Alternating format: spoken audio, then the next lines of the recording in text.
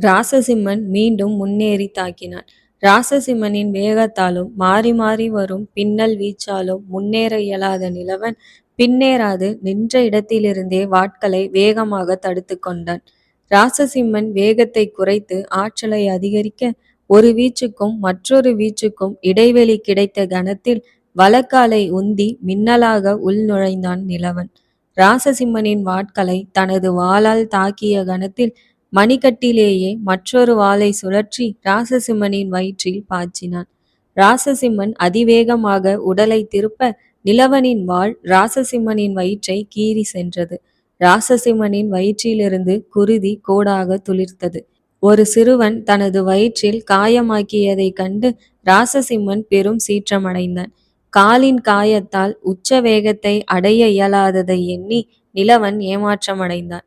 ராசசிம்மன் உக்கிரத்துடன் முன்னேற நிலவன் காலின் வலியை பொறுத்து கொண்டு ராசசிம்மனின் தாக்குதலை சமாளிக்க ஆயத்தமானான்.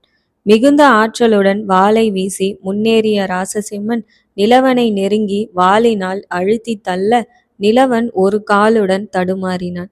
அந்த கணத்தில் தனது வாளை விடுத்த ராசசிம்மன் நிலவனின் இரு மணிக்கட்டுகளையும் பற்றி நிலவனின் கையினாலேயே அவன் முகத்தில் வெறியுடன் இடித்தான். நிலவன் தடுத்து கொள்ள முயன்றாலும் தளர்ந்த உடல் ராசசிம்மனின் ஆற்றலை தாங்க இயலாமல் திணற ராசசிம்மன் மீண்டும் மீண்டும் நிலவனின் முகத்தில் வெறியுடன் தாக்க நிலவனின் கன்னமும் உதடுகளும் கிழிந்து குருதி வெளியேற மயங்க துவங்கினான்.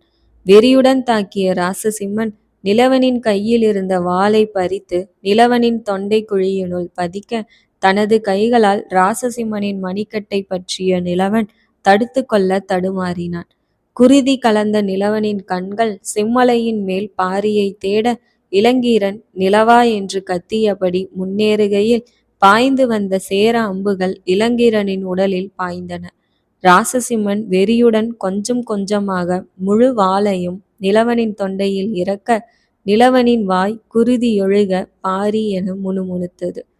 நிலவனின் உடலை பற்றி தலைக்கு மேல் உயர்த்திய ராசசிம்மன் வெறுப்புடன் தூக்கி எறிந்தான். தூக்கி எறியப்பட்ட நிலவனின் முகம் பாறையில் சென்று மோதியது. வேகமாக சென்று குதிரையில் ஏறிய ராசசிம்மன் நிலவனையும் இளங்கீரனையும் நோக்கி கையை காட்டி அவர்களை தவிர மற்ற அனைவரின் உடல்களையும் கண்டதுண்டமாய் வெட்டி எறியுங்கள் என்று கூறி விலக சேர வீரர்கள் இறந்து கிடந்த பரமினரின் உடல்களை சிதைக்க துவங்கினர்.